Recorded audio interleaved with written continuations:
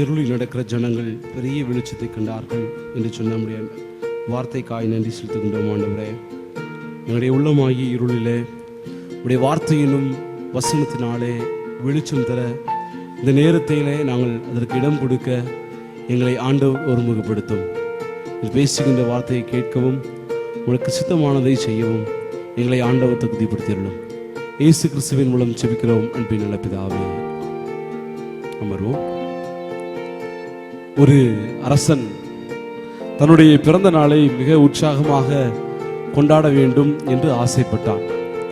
அவன் உள்ளத்தில் எழுந்தது, ஒவ்வொரு ஆண்டும் பல விருந்துகள் பல மரியாதைகளோடு நாம் பிறந்த நாளை கொண்டாடுகின்றோம்.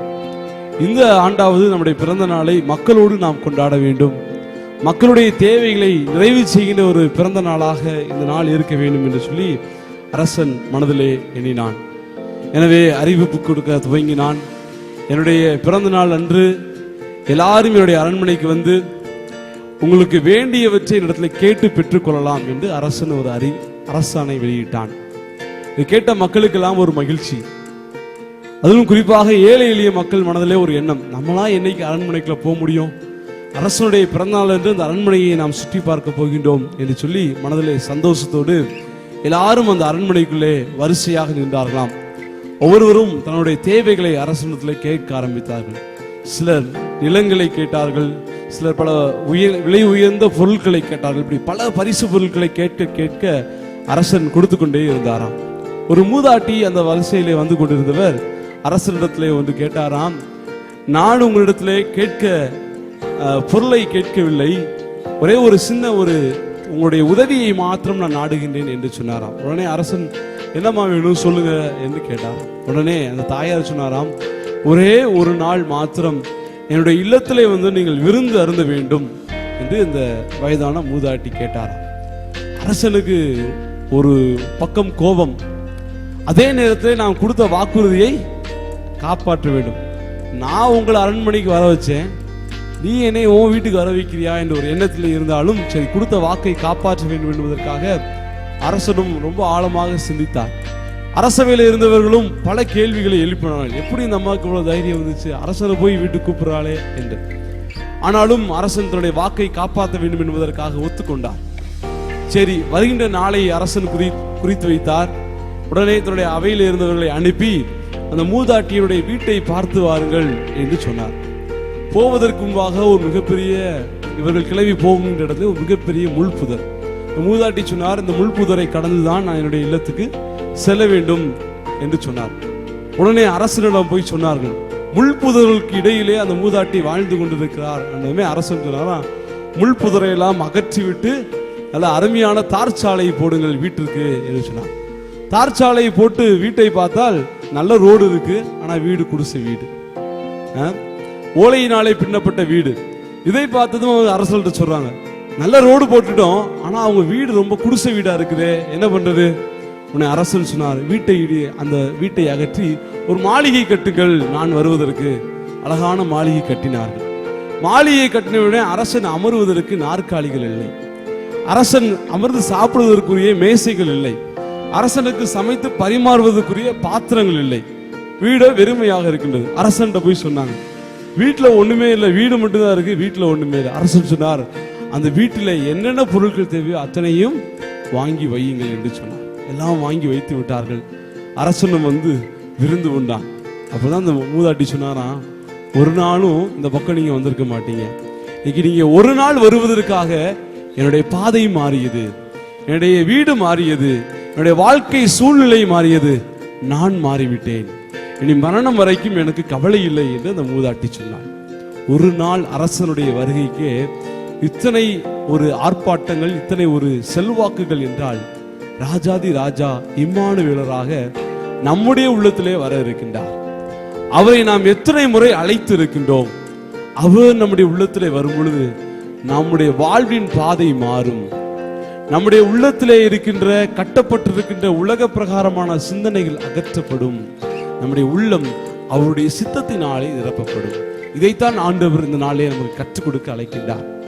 நாம் வாசிக்க கேட்ட ஏசாயா 7ஆம் அதிகாரத்திலே அங்கு அழகான ஒரு சம்பவத்தை நாம் பார்க்க முடியும். அங்கு ஆண்டவருடைய வார்த்தை அங்கு எப்படி கிரியை செய்கின்றது? கன்னிகை கர்ப்பவதியாகி ஒரு குமாரனை பெறுவார், அவருக்கு இம்மானுவேல் என்று பெயரிடுவார்கள். இந்த ஒரு அடித்தளத்தை இங்கு நாம் பார்க்க முடியும். இயேசு கிறிஸ்துவுக்கு பல பெயர்களை, பிதாவுக்கு பல பெயர்களை திருமுறையிலே நாம் பார்க்க முடியும். பழைய ஏற்பாட்டில் முழுவதும் ஆண்டவருடைய பெயர்களை ஒரு அதிசயமான பெயர்களாக, அற்புதமான பெயர்களாக நாம் பார்க்க முடியும். மோசே கேட்கிறார் முட்செடியில, உம்முடைய நாமம் என்ன? ஆண்டவர் என்ன சொல்றாரு? கடவுள் என்ன சொல்றாரு? இருக்கிறவராகவே இருக்கிறேன் என்று சொல்லுகின்றார். லிவிங் காட், நான் இருக்கின்றவராக இருக்கிறேன் என்று சொல்லுகின்றார். அடுத்து இங்கு சங்கீதக்காரன் சொல்லுகிறார், ஆண்டவர் என்னுடைய வலது பார்சத்திலே இருக்கிறார் என்று சங்கீதக்காரன் சொல்றார்.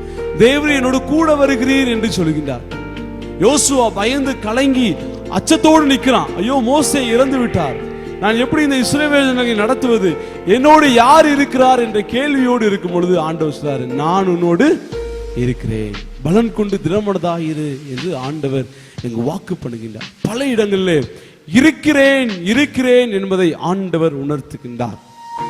ஆனால் ஆண்டவர் இருக்கின்றதை நாம் உணராத கிறிஸ்தவர்களாய் வாழ்ந்து கொண்டிருக்கின்றோம். ஆண்டவர் எங்க இருக்கிறாரு? சர்ச்சில் இருக்காரு. சர்ச்சில் எங்க இருக்காரு? ஆல்டர்ல இருக்காரு. ஆல்டர்ல எங்க இருக்காரு? இந்த நடுவில் ஒரு சிலுவை இருக்குல்ல, நல்ல வேளைக்கு நம்ம கோயில சிலுவை இல்ல, அந்த சிலுவைக்குள்ள இருக்கிறார். உனக்குள்ள இயேசு இல்லையா? உனக்குள்ள ஆண்டவர் இல்லையா? ஆண்டவரை ஒரு மூலையிலே, ஆண்டவரை ஒரு கூடாரத்திலே, ஆண்டவரை ஒரு ஊரிலே, ஆண்டவரை ஒரு ஊழியக்காரிடத்திலே, ஆண்டவரை ஒரு எல்லைக்குள்ளே வைத்திருக்கின்றோம். நம்முடைய ஆண்டவர் எல்லைகளை கடந்தவர், எல்லாருக்குள்ளும் வாசமா இருக்கின்றவர். அவர் இம்மானுவேல், அவர் இம்மானுவேல். அதனாலதான் எல்லா பேருக்கும் அடித்தளமான இந்த பெயர் இல்ல, அதிசயமானவர், ஆலோசனை கர்த்தர், வல்லமையுள்ள தேவன், சமாதான பிரபு, நித்திய பிதா, இப்படி எல்லா பெயர்களும் இருந்தாலும் அவர் இம்மானுவேலா இருக்கிறபடினாலே இத்தனை பெயர்களும் அவருக்கு உண்டு. அவர் இருக்கிறவராக இருக்கிறபடினாலே இத்தனை செயல்களையும் அவர் நம்முடைய வாழ்விலே செய்ய முடியும். அதை நாம் மறந்துவிடக் கூடாது. இது இம்மானுவேல் நம்முடைய வாழ்விலே இருக்கிறார் என்பதை நாம் மறந்துவிடக் கூடாது. அதைத்தான் ஆண்டவர் நாளிலே நமக்கு கற்றுக் கொடுக்க அழைக்கின்றார். இந்த ஏசாயா 7ஆம் அதிகாரத்தில் ஒரு நல்ல ஒரு சம்பவத்தை நாம் பார்க்க முடியும். 7ஆம் அதிகாரம் 1வது வசனத்தை எடுத்தவர்கள் வாசிக்கலாம்.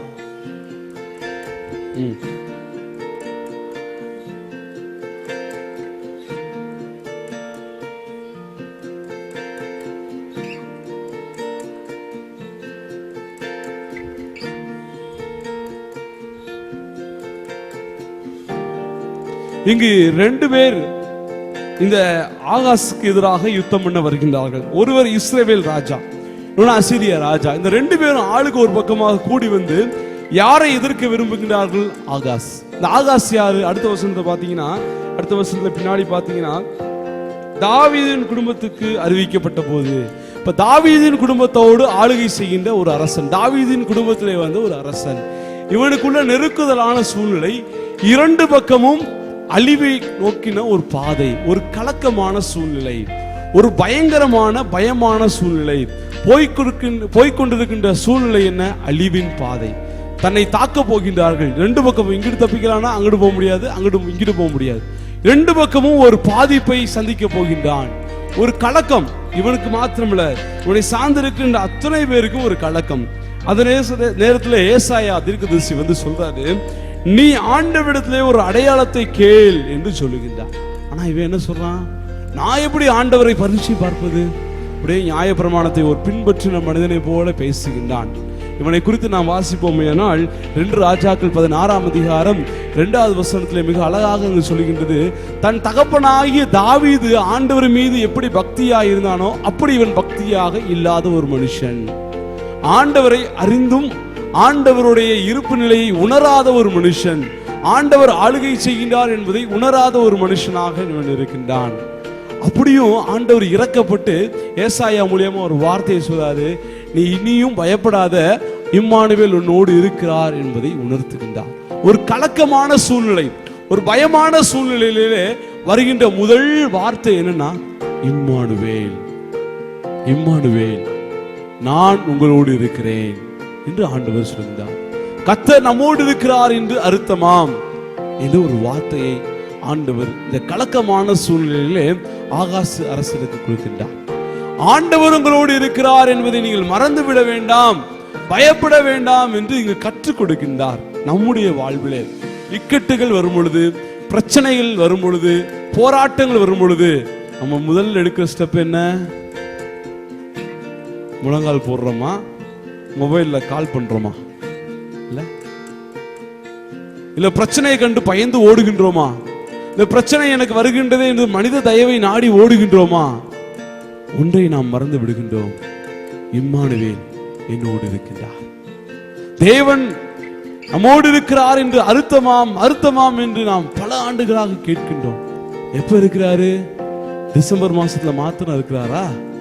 இல்ல, அவர் வாக்குத்தத்தம் தருகின்ற ஆண்டவர். அவர் சொன்ன வார்த்தையிலே என்ன உண்மை? எப்பொழுதும் நம்மோடு இருக்கின்றார். கலக்கத்தின் சூழ்நிலையிலே, பிரச்சனைகளின் சூழ்நிலையிலே, சூழ்ச்சியின் சூழ்நிலையிலே நம்மை பல கீழே தள்ள எண்ணும் போதெல்லாம் நாம் எண்ண வேண்டிய ஒரே ஒரு சூழ்நிலை, ஆண்டவர் என்னோடு இருக்கின்றார், ஆண்டவர் என்னோடு இருக்கின்றார். இழப்புகளின் மத்தியிலே ஆண்டவர் என்னோடு இருக்கின்றார், கஷ்டங்களின் மத்தியிலே ஆண்டவர் என்னோடு இருக்கின்றார், மகிழ்ச்சியான சூழ்நிலையிலே இம்மானுவேல் என்னோடு இருக்கின்றார். காரணம் என்ன? இங்கு 2 பக்கமும் பிரச்சனை. 2 பேரும் இந்த ஆகாசை, அந்த அரச ஆட்சியை கவிழ்த்துவதற்கு ஓடி வருகின்றார்கள். ஆனால் இவன் ஆண்டவரை அறிந்தும் அறியாதவனை போல கலங்கி நிற்கிறான். இவன் செஞ்சது என்ன? ஆண்டவர் சொல்றாரு, நான் உன்னோட இருக்கிறேன் ஆண்டவர் சொல்றாரு. ஆனா இவன் என்ன செய்யறான்? 2 ராஜாக்கள் 16ஆம் அதிகாரம் 2ஆம் வசனம்.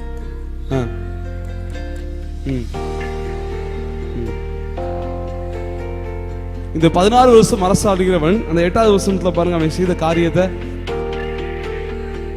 கர்த்தருடைய ஆலயத்திலும் பொக்கிஷங்களிலும்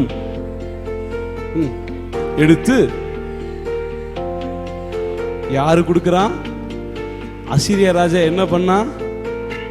இவனை அடக்குவதற்காக இல்ல, இவனுடைய அரசாட்சியை ஒழிப்பதற்காக வர்றான். உடனே இவன் எதை எடுத்து கொடுக்கிறான்? தான் சொந்த பணத்தை எடுத்து கொடுக்கல.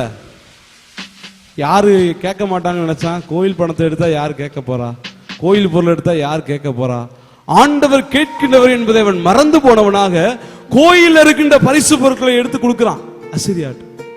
நான் என்னை காப்பாற்றிக்கிறேன், என் உயிரை நான் தப்பு வைத்துக் கொள்கிறேன் என்று எண்ணுகின்றான்.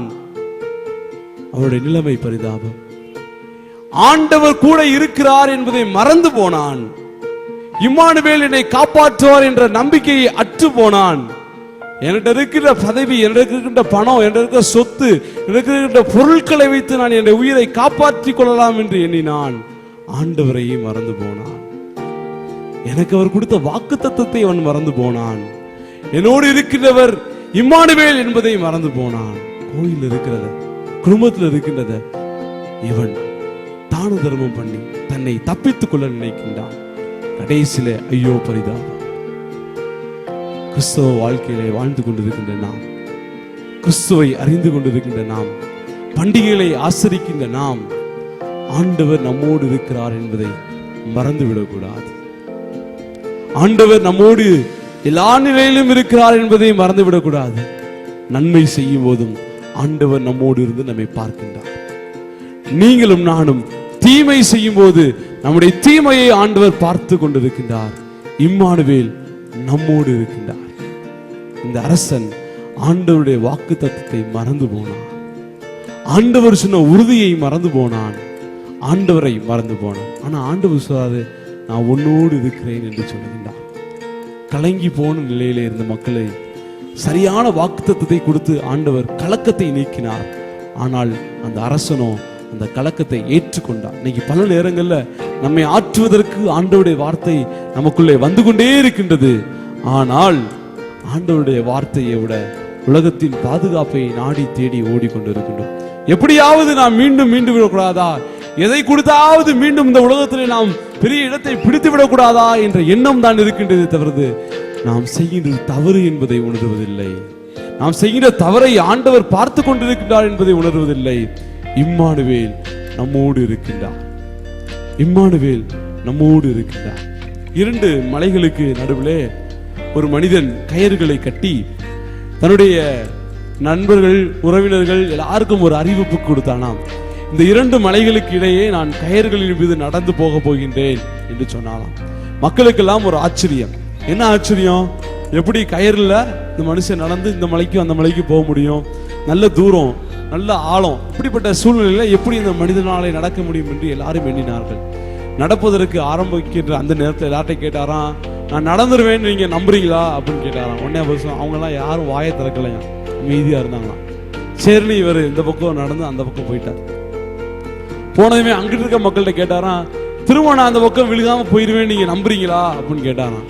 அப்ப அவங்களுக்கு ஏதோ ஒரு தடவை தப்பித்தவே கடவுள் காப்பாத்தி நடக்க வச்சு விட்டாரு. நீ சும்மா இருக்க மாட்டாம இன்னொரு தடவை போறேன்னு ஆசைப்படுறானே அப்படின்னு அவங்க மனசுல அமைதியா இருந்தாங்களாம். திரும்ப இப்ப இந்த பக்கம் போனதும் அங்கிட்டு இருக்கவங்கள பார்த்து கேட்டாராம், நான் போயிட்டு வந்துட்டேன், திரும்ப நான் அந்த பக்கம் போவேன்றதை நீங்க நம்புறீங்களா அப்படின்னா. நாங்க இருக்கவங்க மனசுலாம் ஒரு எண்ணம் வந்துச்சான், பரவாயில்ல, கொஞ்சம் திறமைசாலி தான், நடந்து போயிடுவான். நடந்து போனான். திரும்ப அங்க இருக்கிறவங்களும் நினைச்சாங்க, பரவாயில்ல, திரும்ப இங்கிருந்து திரும்ப இங்கிட்டு போயிடுவானே அப்படின்னு நினைச்சாங்க.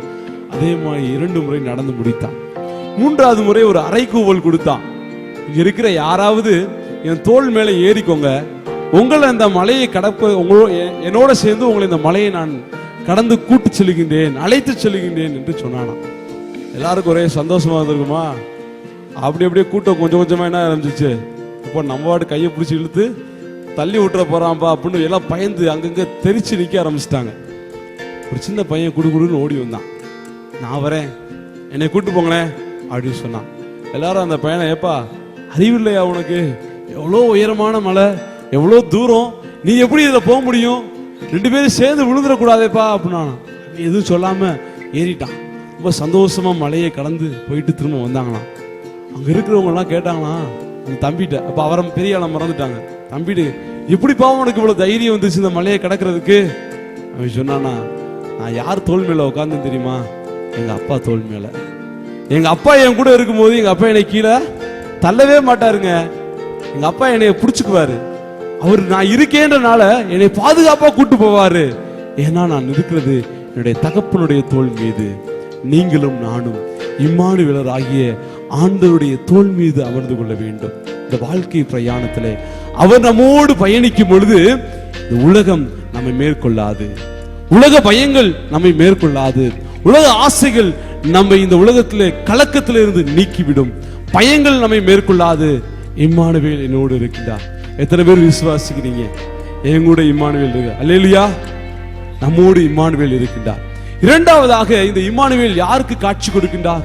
காத்து இருக்கின்றார்கள் மக்கள். நாம் வாசிக்க கேட்ட மத்தேயு நற்செய்தி நூல் 1ஆம் அதிகாரம் 23வது வசனத்துல பாருங்க, அங்கு ஒரு இதே வாக்குறுதி கொடுக்கப்படுகிறது. இம்மானுவேல் அவர் நம்மோடு இருப்பார் என்று அர்த்தமாம் என்று அந்த அர்த்தத்தையும் அங்கு சொல்லுகின்றார்கள். இம்மானுவேல் ஆகிய ஆண்டவர். எப்படி இந்த இம்மானுவேல் வருகின்றார்? யாருக்காக வருகின்றார்? இஸ்ரவேல் ஜனங்கள் பல அடிமைத்தனங்களை பார்த்தவர்கள், 2 முறை ஆலயங்கள் இடிக்கப்பட்டதை பார்த்தவர்கள், எங்கேயுமே சந்தோஷமா வாழ்ந்தவங்க கிடையாது. போற இடங்கள்லாம் பிரச்சனை, போற இடங்கள்லாம் நொறுக்குதல், காயங்கள், ஒரு விதமான ஒடுக்குதலிலே வாழ்ந்த மக்கள் இஸ்ரவேல் ஜனங்கள். ஆனா அவங்க மனசுல ஒரே ஒரு நம்பிக்கை இருந்துச்சு, எங்களை விடுவிப்பதற்கு மேசியா வருவார். அந்த மேசியா எங்களுக்கு எங்களுடைய பாவங்களை மன்னித்து எங்களை சேர்த்துக் கொள்வார் என்ற நம்பிக்கை அந்த மக்களுக்கு இருந்தது. அதனாலதான் மத்தேயு நற்செய்தி நூல்ல இயேசு கிறிஸ்துவுக்கு அந்த முதல் அதிகாரத்துல 2 பெயரிடுவதை நாம் பார்க்க முடியும். பாத்தீங்கன்னா 21வது வசனத்துல இயேசு என்று பெயரிடுவாயாக, ஏனெனில் அவர் தமது ஜனங்களின் பாவங்களை நீக்கி அவர்களை ரட்சிப்பார். முதலாவது அவர் இரட்சகராக காத்திருந்த மக்களுக்கு கொடுக்கப்படுகின்றார். இரண்டாவதாக இந்த மக்களோடு இருப்பதற்காக வருகின்றார். அந்த மத்தேயு ரொம்ப அழகா அந்த இடத்துல எழுதுறாரு பாருங்களேன். தீர்க்கதரிசியின் மூலமாய் கர்த்தராலே உரைக்கப்பட்டது நிறைவேறும்படி. இல்ல, எப்படி நிறைவேறுது? நம்மோடு இருக்கும்படியாக. காத்திருந்த மக்களுடைய நம்பிக்கையை ஆண்டவர் அவமாக்கவில்லை. எங்களை இந்த ரோம ஆட்சியில இருந்து, இந்த அடிமைத்தன ஆட்சியில இருந்து, இந்த ஒடுக்குதலின் ஆட்சியில இருந்து எங்களோடு இருப்பதற்கு ஒரு ராஜா வருவார் என்று அவர்கள் எதிர்பார்த்தார்கள். ஆனா ஆண்டவருடைய பிறப்பு ஒரு ஏழ்மையின் பிறப்பு, ஆனால் இம்மானுவேலுடைய பிறப்பு. அதனாலதான் லூக்கா எழுதுறாரு, எல்லா ஜனத்துக்கும் மிகுந்த சந்தோஷம். எவ்வளவு ஒரு ஆழமான வார்த்தை. அவங்களுடைய எண்ணம்னா, யூதருடைய எண்ணம்னா, எங்களுக்கு ராஜா, எங்களுக்கு யூதருக்கு ராஜாவா பிறந்திருக்கிறவர் எங்கே அப்படின்னு கேட்கிறாங்க. ஆனா இவர்களுக்கு சொல்றாங்க, எல்லா ஜனத்துக்கும் மிகுந்த சந்தோஷம். ஏன்னா இம்மானுவேல் உங்களோடு இருக்க போகிறார். இம்மானுவேல் உங்களுக்காக இந்த உலகத்திலே வரப்போகிறார். இம்மானுவேல் உங்களோடு வாழுவதற்காக வந்திருக்கின்றார். அந்த சந்தோஷத்தை தருகின்ற நற்செய்தி, காத்திருந்த மக்களுக்கு ஆண்டவர் தருகின்ற நற்செய்தி, காத்திருந்த மக்களுக்கு ஆண்டவர் தருகின்ற விடுதலை. இந்த வார்த்தை எத்தனை நாட்கள் நாம் காத்திருக்கின்றோம் ஆண்டவருடைய வார்த்தைக்காக. ஒவ்வொரு முறையும் நீங்கள் எண்ணி பார்க்க, அந்த வாக்கு இன்னும் 1ஆம் தேதி ஆயிடுச்சுன்னா போதும், ஒரு ஆளுக்கு மட்டும் 10 வாக்குத்தத்தம் வரும். எப்படி 10 வாக்குத்தத்தம் வரும்? அந்த பாஸ்டர், இந்த பிரதர், அந்த சிஸ்டர் எல்லாரும் கொடுக்குறாங்க. எல்லாமே எங்க இருந்து வருது? எங்க இருந்து வருது? வேதம். இந்த வேதத்திலிருந்து ஆண்டவர் நம்மோடு இருக்கிறார் என்ற அந்த வாக்கு தத்துவத்தை நாம் பற்றி கொள்ளாதபடி நமக்கு ஆசீர்வாதமான வசனங்களை மாத்திரம், நீர்ப்பாய்ச்சலான தோட்டத்தை போலவும் வற்றாத நீரூற்றை போலவும் இருப்பாய் அப்படின்ற வாக்கு தத்துவத்தை பிடிச்சுக்குவோம். அதுக்கு முன்னாடி ஒன்று இருக்குதெல்லாம் ஏழைகளுக்கு கொடு, உன்னுடைய ஆஸ்தியில பகிர்ந்து கொடு, ஏழைகளை விசாரி. அந்த வசனத்துக்கு முன்னாடி வாசிச்சு பாருங்க. இப்படிலாம் நீ செஞ்சினா நீர்ப்பாய்ச்சலான தோட்டத்தை போலவும் வற்றாத நீரூற்றி போல. ஏன்? கிணறுல எடுக்க தான் ஊறும், எடுக்கலன்னா தண்ணி கெட்டு போயிடும். இந்த இம்மானுவேல் நம்மோடு இருப்பதனுடைய நோக்கம் என்ன? நம்மை ஆளுகை செய்வதற்காக, நம்மை கண்டித்து உணர்த்துவதற்காக, பாவத்தையும் நீதியையும் குறித்து பரிசுத்த ஆவியினாலே நம்மை கண்டித்து உணர்த்துகின்ற இம்மானுவேல் காத்திருந்த மக்களுக்கு அவர் பதில் கொடுக்கின்றார். எங்களுக்காக எங்களை மீட்பதற்கு ஒரு வரமாட்டாரா என்று எண்ணின மக்களுக்கு அவருடைய வார்த்தை ஒரு ஆழமாக பிரவேசிக்கின்றது. இங்கு கலக்கத்தில் இருந்த மக்களை ஆண்டவர் இம்மானுவேல் என்று வார்த்தையினாலே தேற்றுகின்றார். இங்கு காத்திருந்த மக்களுக்கு நான் உங்களோடு இருக்கிறேன் என்று சொல்லி ஆண்டவர் இந்த மக்களை தேற்றுகின்றார். அதனாலதான் மரியாள் ரொம்ப அழகா பாடுறாங்க. லூக்கா 1ஆம் அதிகாரத்துல பலவான்களை எங்கிருந்து தள்ளுறாரா? ஆசனங்களிலிருந்து கீழே தள்ளுறார். ஏன் இந்த பலவான்களை தள்ளணும்? இந்த அசீரியா ராஜாவுடைய நிலைமை தான். அவன் ஆண்டோடைய பொருட்களை வாங்குறான், அதற்கு ஆகாப்பு உறுதுணையா இருக்கிறான். பலவான்களை ஆசனங்களிலிருந்து ஆண்டவர் தள்ளுகின்றார். அது எந்த ஆசனமா இருந்தாலும் சரி, ஆண்டவருக்கு பிரியமாக இந்த உலகத்திலே வாழவில்லையானால், இம்மானுவேல் நம்மோடு இருப்பதை நாம் உணரவில்லையானால் அவர் தள்ளி விடுவார். எளியவர்களை, ஏழைகளை, அறிவிலே குறைந்தவர்களை, நம்மை போல ஆண்டவரை அதிகமாய் நேசிக்கின்றவர்களை அவர் உயர்த்துவார். எப்போ உயர்த்துவார்? அவர் நம்மோடு இருக்கிறார் என்பதை நாள்தோறும் உணரும் பொழுது, அவர் நம்மை நடத்துகிறார் என்பதை ஒவ்வொரு மணிப்பொழுதுகளும் நாம் அனுபவிக்கும் பொழுது நம்மை ஆண்டவர் உயர்த்துகின்றார். இம்மானுவேல் காத்திருந்த மக்களுக்கு பதில் தருகின்றவராக இருக்கின்றார். கடைசியாக இந்த இம்மானுவேல் செய்கின்ற ஒரு காரியம் என்ன தெரியுமா? இம்மானுவேல் கடைசி வரைக்கும் அவரை பற்றி கொண்டவர்களை சேர்த்து கொள்ளுகின்றார் ஆண்டவர். முடிவு பரியந்தம் நிலைத்திருக்கிறவனே. ஆமா, பண்டிகை காலம்னா ஆண்டவருடைய பிறப்பின் மகிழ்ச்சி, ரொம்ப சந்தோஷம். 2 டேஸ்னா கருப்பு சேலை கட்டுறது துக்கமா இருக்குது, அதுவும் சந்தோஷம். மற்ற நாட்கள் ஆண்டவர் எங்கே? இம்மானுவேலர் எங்கே? ஆண்டவருடைய நற்செய்தி எங்கே என்று பல கேள்விகள். கடைசி வரைக்கும் ஆண்டவரோடு நிலைத்திருக்கின்ற அனுபவம். இந்த ராஜாவுக்கு சொல்றாங்க, இம்மானுவேல் உன் கூட இருக்கிறாருப்பா அப்படின்னு சொல்றாங்க. ஆனா அவன் மறந்து போனான். எனக்கு அவர் வேணாம், என் உயிர் தான் எனக்கு முக்கியம்னு சொல்லி அழிந்து போனான். ஆண்டவரும் வாழ்ந்த சீடர்கள்ட்ட சொல்றாரு, நான் உங்களோடு இருக்கிறேன். எப்ப சொல்றாரு? உலகத்தின் கடைசி பரியந்தம், முடிவு பரியந்தும் சதா காலங்களில் நான் உங்களோடு இருக்கிறேன் என்று சொல்லுகின்ற ஆண்டவர். இம்மானுவேல் பாதியில வந்துட்டு பாதியில போறவர் அல்ல.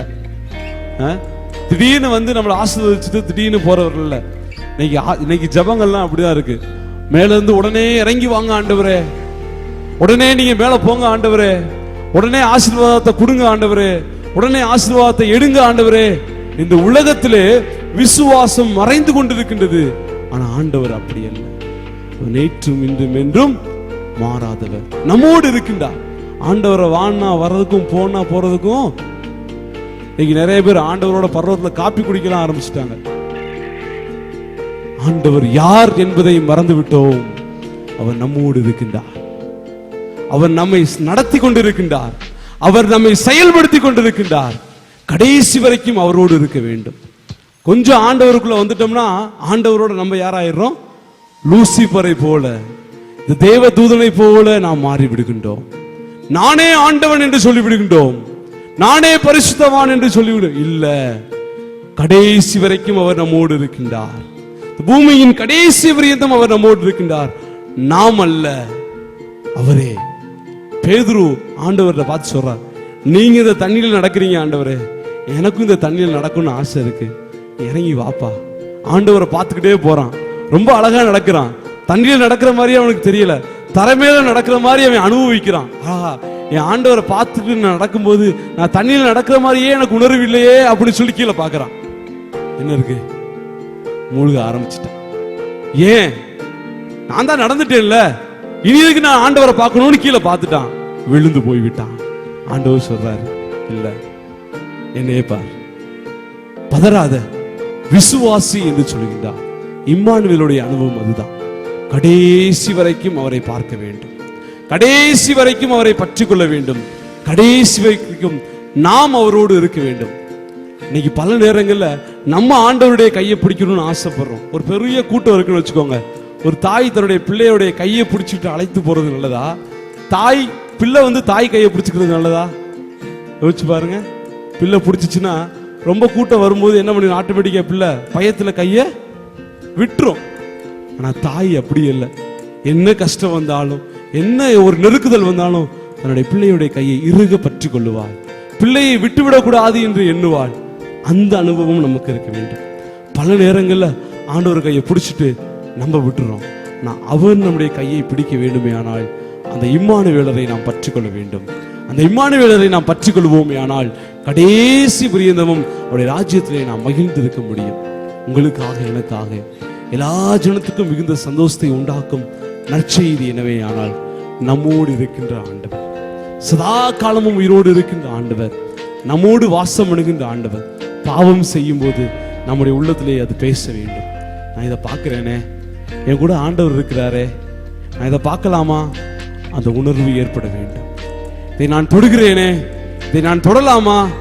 என்னோடு ஆண்டவர் இருக்கிறாரே என்ற உணர்வு ஏற்பட வேண்டும். அது இம்மானுவேலின் அனுபவம், அது இம்மானுவேலின் அனுபவம். அந்த அனுபவத்தை நாம் பெற்றுக்கொள்வோம். இந்த பண்டிகை காலங்களிலே ஆண்டவர் நம்மை ஆசீர்வதிப்பாராக. கண்களை மூடி ஜெபம் செய்வோம். கிருபையும் இரக்கம் நிறைந்த நல்ல ஆண்டவரே, உடைய வார்த்தை எங்களுடைய உள்ளத்திலே தொடர்ந்து கிரியை செய்து வருவதற்காக நன்றி செலுத்துகின்றோம்.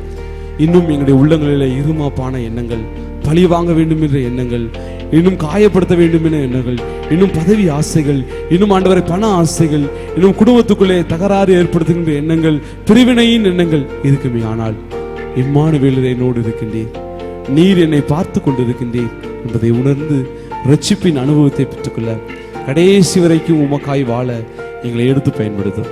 இயேசு கிறிஸ்துவின் மூலம் ஜெபிக்கிறோம் அன்பின் நல்ல பிதாவே.